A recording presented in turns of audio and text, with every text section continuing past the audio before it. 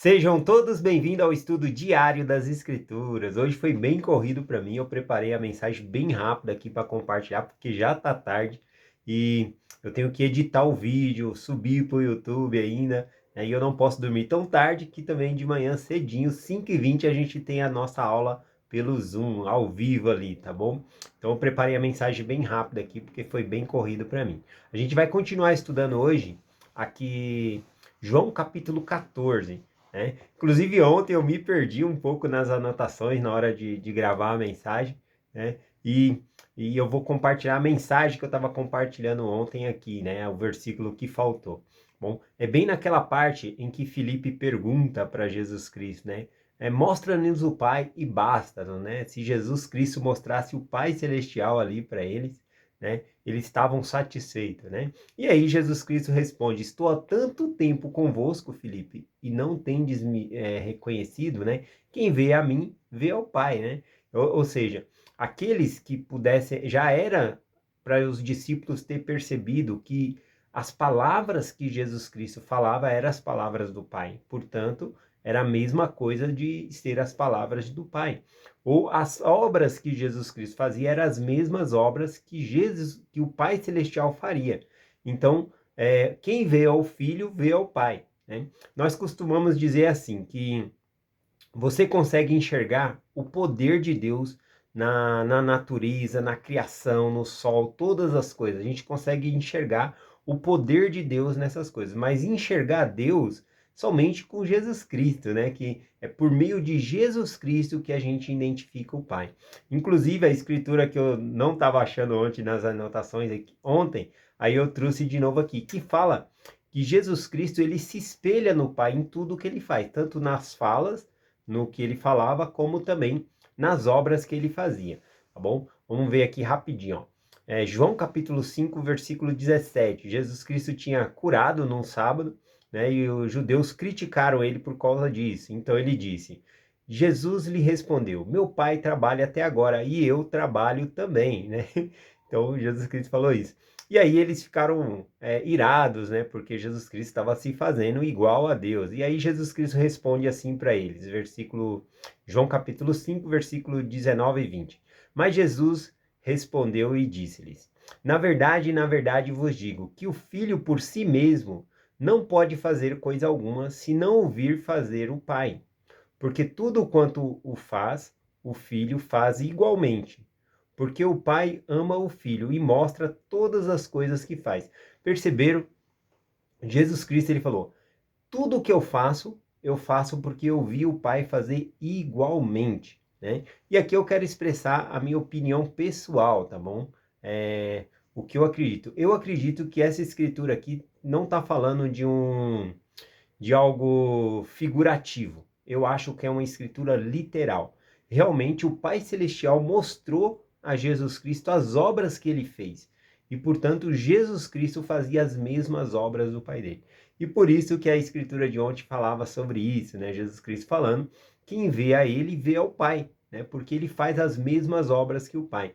Ou seja, se o Pai Celestial estivesse na terra, ele faria as mesmas coisas que Jesus Cristo fez, né? Simples assim. Então eu acredito que essa escritura que Jesus Cristo fala que viu o pai fazer e por isso ele faz igualmente, é como um filho pequeno, sabe, que vê o pai trabalhando ali numa marcenaria, ele pega um martelo e começa a brincar como se estivesse trabalhando também.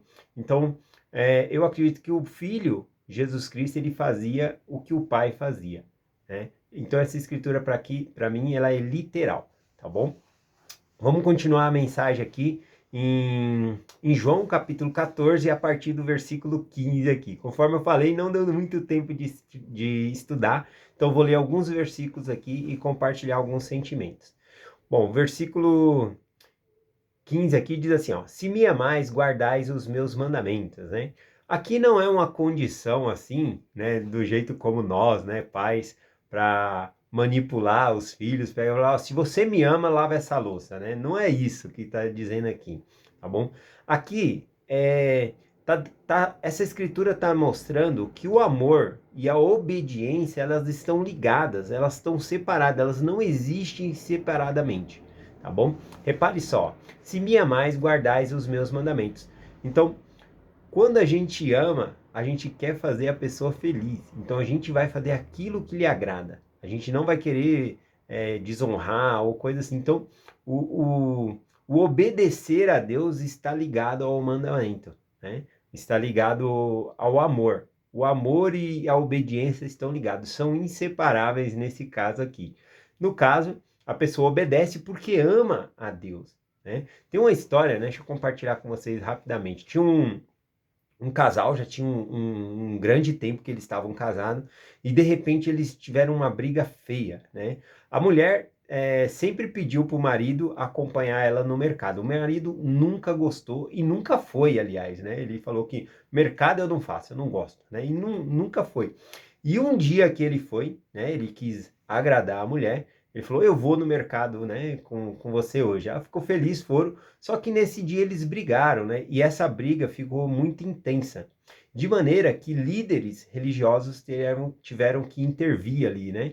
Então o líder religioso foi conversar com os dois porque estava uma situação insustentável. O casal já com filhos, tudo, e nessa maneira, né? De brigado assim.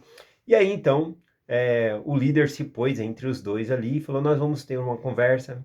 Primeiro um fala, né, o outro não diz nada, nós vamos analisar e depois o outro vai ter a oportunidade de falar, tá bom? Então vamos fazer assim. E aí o, o, o líder deu a voz ao marido, né, para o marido falar ali, né? E aí o marido pegou e falou: olha, a minha mulher, ela sempre pediu para mim ir para o mercado com ela. Eu odeio o mercado, eu nunca quis ir. E nunca fui. Só que esses dias aí, o que eu fiz? Querendo agradar a ela, eu quis ir no mercado para agradar a ela. Então eu peguei e falei, eu vou no mercado hoje contigo, né? E aí ele foi. E esse dia que eu fui, ela brigou comigo. Então eu não vou mais. E agora ela tá desse jeito comigo e não quer falar mais comigo, né? E aí, então, o marido contou a parte dele, a mulher ficou ali, né, na dela ali, né, só ouvindo, esperando chegar a vez dela. Então, depois que ele falou tudo, né, aí o líder religioso falou para a mulher: e você, o que você tem a dizer sobre o que ele falou? Aí ela pegou e falou assim: eu nunca quis que ele fosse no mercado comigo. Aí o homem já se levantou, né? Nem esperou a vez dele de rebater, né? Como assim? Nunca. Vou chamar meu filho, como assim? Ela sempre pediu, não sei o quê. E aí eu falo, calma, calma, né? O líder, calma, não tá na sua vez. Deixa ela falar, né? Mas eu vou pedir uma explicação, né, para ela, né? Ô, irmã, o que que tá acontecendo? Por que você diz isso se você sempre pediu para ele ir, né? Aí então ela pegou e falou assim: olha, eu nunca quis que ele fosse no mercado comigo. Eu queria que ele quisesse ir no mercado comigo, né? É diferente. Eles ficaram pensando um pouco nessa frase para ver se fazia sentido. Mas na verdade o homem foi para agradar a mulher, mas ele não estava lá, ele ficava olhando no relógio, ela falou isso, né? Ele ficava olhando no relógio, ele ficava com raiva, querendo ir embora logo. Então ele não quis estar no mercado, né? Ele foi no mercado, né? Mas ele não quis estar no mercado com ela. E por isso que chateou ela, né? Então, não sei se faz sentido, né? Então nós guardamos os mandamentos de Deus, não é porque é para ganhar o reino dos céus, mas porque nós amamos a Deus. É porque nós queremos agradar a Deus que nós guardamos os mandamentos. Eu não sei se eu expliquei direito a história, mas vamos continuar aqui, ó. Então, esse é o sentido aqui, né? Se me amais, guardais os meus mandamentos. O amor está ligado à obediência, tá bom? Esse é o sentido aqui. Versículo 16. E eu rogarei ao Pai, e ele vos dará outro consolador, para que fique convosco para sempre. Bom, aqui Jesus Cristo ele está prometendo o Espírito Santo que tem esse nome de Consolador, né? Mas reparem nessa frase aqui, né? Ele diz, eu rogarei ao Pai, por quê? Porque ele sabe que ele vai morrer, depois ele vai subir aos céus, ele não vai ficar mais com os apóstolos como ele estava, 24 horas por dia ali junto com eles, né? Ele se manifestaria aos apóstolos, daria a revelação, mas ele está falando aqui, olha, eu não vou deixar vocês órfãos, eu vou rogar ao Pai que dê outro consolador. Então, o próprio Cristo, ele era um consolador que estava ali. Agora, essa palavra aqui, consolador, no grego, dá para traduzir de outras maneiras também, né? Ele cabe na palavra como advogado, eu vos darei outro advogado, outro defensor, outro consolador, que é o que colocou aqui, eu gosto dessa tradução. Agora, se é outro, é porque o próprio Cristo, ele é um consolador, tá bom? E aqui também no grego, quando diz outro, significa semelhante, igual, né? Não é igual, parecido no sentido de, eu vou te dar uma fruta, uma maçã, e aí depois eu vou te dar outra fruta igual, né? Uma pera. Não no sentido que as duas são frutas, elas são iguais porque os dois são frutos, né? Mas ele está falando da mesma coisa, né? Ele está falando que esse consolador é igual o outro consolador, tá bom? Ou seja, o Pai, o Filho e o Espírito Santo são um. Ou seja, o Espírito Santo que veria eles agora seria como o próprio Cristo, tá bom? Explicando um pouquinho, seria assim: Deus, o Pai Celestial, ele é nosso Deus. Jesus Cristo também é um Deus e o Espírito Santo também é Deus. Então eles são iguais, tá bom? Nesse sentido. Eu vou até compartilhar uma escritura com vocês aqui, ó, falando sobre isso. Quando Ananias e Safiras, né, eles venderam um terreno e eles foram entregar o dinheiro na igreja, né, para Pedro lá, eles omitiram parte do dinheiro para roubar, né, para ocultar ali. E aí, quando eles foram entregar o dinheiro, né, o Espírito Santo revelou a Pedro que ele estava escondendo o dinheiro, que ele estava roubando, né, estava sendo desonesto. E aí, lá em Atos, capítulo 5, versículo 3, Pedro diz o seguinte, né, para Ananias: para que mentiste ao Espírito Santo? Observa que ele está falando, por que você está mentindo ao Espírito Santo? Você não está mentindo, não é para mim, não, é para o Espírito Santo. E o Espírito Santo me revelou. E logo após, no versículo 4, ele fala assim: não mentiste aos homens, mas a Deus, se referindo ao Espírito Santo. Então, o Espírito Santo, ele é um Deus, tá bom? Por isso nós acreditamos na Trindade: Deus o Pai, Deus o Filho e Deus o Espírito Santo, tá bom? Então, vamos continuar aqui, né, sobre o versículo 17 agora, né? Diz assim, ó: o Espírito da verdade que o mundo não pode crer, porque não o vê nem o conhece. Mas vós o conheceis, porque habita convosco e está em vós. Bom, ele está falando novamente aqui do Espírito Santo, mas ele fala que o mundo não pode receber porque não vê. Aqui o sentido é que nós não podemos ver o Espírito Santo com nossos olhos, né? Tem coisas que a gente não vai saber por meio dos olhos, a gente tem que crer por meio da fé. Então, quem vai sentir, vai saber, é por meios espirituais, não comprovado de modo científico, com visão, cheiro. Não é isso que o Espírito Santo traz, né? Ele traz sentimentos ao nosso coração, confirmando a verdade, né? Eu separei uma outra escritura aqui, ó, que fala um pouquinho sobre isso, né? É lá em 1 Coríntios, capítulo 2, versículo 11. Porque qual do homem sabe as coisas do homem, senão o espírito do homem que nele está? Assim também, ninguém sabe as coisas de Deus, senão o Espírito de Deus. O Espírito de Deus aqui é o próprio Espírito Santo, tá bom? Então, se nós queremos saber as coisas de Deus, nós precisamos ter o Espírito Santo. Bom, vamos lá, o versículo 18. Não vos deixarei órfão, voltarei para vós. E se não vos deixarei órfão, não deixarei sozinho, com medo, sofrendo. Esse é o sentido aqui. Vou ler aqui, já está bem adiantada a mensagem. Deixa eu ler aqui o versículo 26. Versículo 26 diz assim, ó: mas aquele Consolador, o Espírito Santo, que o Pai enviará em meu nome, esse vos ensinará todas as coisas que vos fará lembrar de tudo quanto vos tenho feito. Então, o Espírito Santo, ele é um testificador, ele confirma a verdade. Quando nós estamos lendo as Escrituras, é diferente de qualquer outro livro que a gente possa se emocionar. Porque o Espírito Santo, ele tem como papel de confirmar no nosso coração que essas palavras, as Escrituras Sagradas, são verdadeiras. Então, ele tem esse papel, né? E além do mais, quando fala que ele vai revelar e fazer lembrar as coisas que vos tenho dito, é fazer arder em nosso coração. experiências espirituais faz com que nós possamos ficar gravado em nosso coração essas experiências e saber por meio do Espírito Santo, não por meio da inteligência ou coisa assim, como o apóstolo Paulo mencionou ali também, tá bom? Então ele fala sobre, mas aquele Consolador, o Espírito Santo, que o Pai enviará em meu nome. Ele fala sobre o recebimento do Espírito Santo.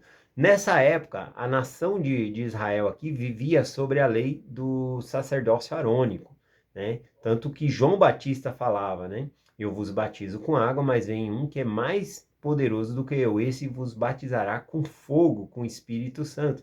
Então, para o recebimento do Espírito Santo, tem que ter o sacerdócio maior, sacerdócio de Melquisedeque. E Jesus Cristo, ele passa essa autoridade para os apóstolos, por isso ele está prometendo agora o Espírito Santo. Isso significa que o Espírito Santo não agia antes? Agia, né? Mas aqui ele está falando da companhia constante do Espírito Santo na vida da pessoa. Todas as pessoas podem sentir o Espírito Santo. Quando os missionários vão na casa, compartilhar a mensagem, o Espírito Santo confirma a verdade da mensagem no coração das pessoas. Conforme eu falei, independente se a pessoa é crente ou não, se ela está lendo as Escrituras, o Espírito Santo vai confirmar aquela verdade no coração dela. A diferença de receber o Espírito Santo é que ele vai permanecer com a pessoa, que é conforme dito aqui no Novo Testamento, tá bom? Por imposição de mãos, né? Igual um batismo, é uma ordenança de receber o Espírito Santo para ele continuar contigo permanente. Essa palavra consolador também aqui significa estar constante com a pessoa, tá bom? É uma das traduções aqui também. Vou deixar tudo anotado aí, tá bom? Vamos lá, versículo 30. Versículo 30 aqui para finalizar a mensagem de hoje. Versículo 30 diz assim, ó: já não vos falarei muito convosco, porque se aproxima o príncipe deste mundo, e nada tem em mim. Bom, aqui, né, Jesus Cristo, ele está falando de Lúcifer, né, de Satanás, né, que ele havia se aproximado ali, né, ou seja, também estava próximo o jardim do Getsêmani, ele ia pagar por nossos pecados, Judas iria vir e entregar o Filho do Homem, e vinha vir entregar Jesus Cristo, né. Agora, essa parte aqui, quando fala assim, se aproxima o príncipe deste mundo, eu queria compartilhar com vocês o que é um príncipe. Um príncipe é um filho do rei, né? Colocando o Pai Celestial como rei, né, Satanás nunca vai ser príncipe, né? Ele não é o príncipe dessa vez. Ele gosta de se fazer. Na verdade, desde o começo, né, Satanás ele tenta se fazer como Jesus Cristo, né?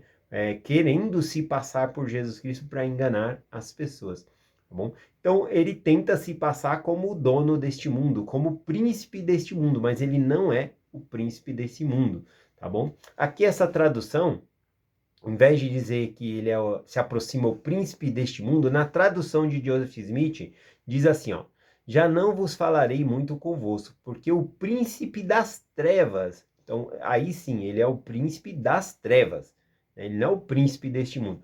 Porque o príncipe das trevas que é deste mundo, ou seja, que está neste mundo. O inimigo, ele está sobre esse mundo, mas ele não é o dono deste mundo, ele não é o príncipe deste mundo. Tá bom? Ele é o príncipe das trevas. Continuando aqui. Se aproxima, porém, não tem nenhum poder sobre mim, mas ele tem poder sobre vós. Na tradução aqui, diz aqui, e nada tem em mim, né? Interessante que algumas traduções hoje em dia na Bíblia traz essa parte dessa tradução que Joseph Smith traz, né? Dizendo assim, nenhum poder tem sobre mim. Né? É o próprio Cristo falando que Satanás não tem poder sobre ele, tá bom? E na nossa tradução diz assim, nada tem em mim. É incrível, né? Ver que Joseph Smith naquela época ele inspirado trazia uma tradução que hoje em dia nós temos por causa de outras traduções, né? Como ele poderia saber disso? É interessante, eu fico lendo essas traduções aqui e fico fascinado, né? De como ele era inspirado por Deus para trazer essas traduções aqui. Bom, então aqui Jesus Cristo fala que ele não tem poder sobre ele, né? O inimigo não tem poder sobre ele, mas tem poder sobre vós. De que maneira o inimigo não tem poder sobre Jesus Cristo, mas ele tem poder sobre os apóstolos, né? Porque ele estava falando dos apóstolos aqui, com os apóstolos. Bom, o que dá poder ao inimigo é a quebra de mandamentos, né? Quando nós quebramos o mandamento, a nossa indignidade, isso faz com que o inimigo tenha poder sobre nós. Quando nós somos dignos, né, ele não tem poder sobre nós. E eu queria falar, esse poder aqui que Cristo está falando é o poder de influenciar, tá bom? E, ou seja, até mesmo os apóstolos também são homens pecadores, né? Também cometem erros como nós, né? E ter a influência do inimigo, né, não se assuste, isso é normal. Né? Bom, tem que haver uma oposição em todas as coisas, tem que haver uma oposição em todas as coisas. Então nós temos, por exemplo, o sussurro do Espírito Santo em nós, né, dizendo o que nós devemos fazer. Se nós vamos escolher seguir o que o Espírito está nos dizendo, nós temos o arbítrio. Né? Da mesma maneira, também tem os sussurros do inimigo. Né? A tentação do inimigo muitas vezes são sussurros, às vezes nem de coisas que você tem que fazer, ele falando de coisas que você não é para fazer. Ah, não vai no templo hoje não, não vai nessa atividade não. Então, o próprio desânimo, às vezes, é um sussurro do inimigo, né, para nós. Então, sofrer a influência dele, nós sofremos porque nós não somos perfeitos. Então, por isso que Jesus Cristo fala que ele tem poder sobre vós, né, porque os apóstolos também ouviam essa influência do inimigo. Mas a influência não significa que vamos ceder. Assim como nós temos que escolher seguir o Espírito Santo, nós também temos o poder de escolher seguir a influência do maligno. E nós podemos dizer não sempre, né? Na verdade, nós podemos dizer não nas duas hipóteses sempre, mas que nós sempre possamos seguir ao Espírito, tá bom? Então é essa a mensagem que eu quero compartilhar hoje com vocês. Em nome de Jesus Cristo, amém. Até amanhã.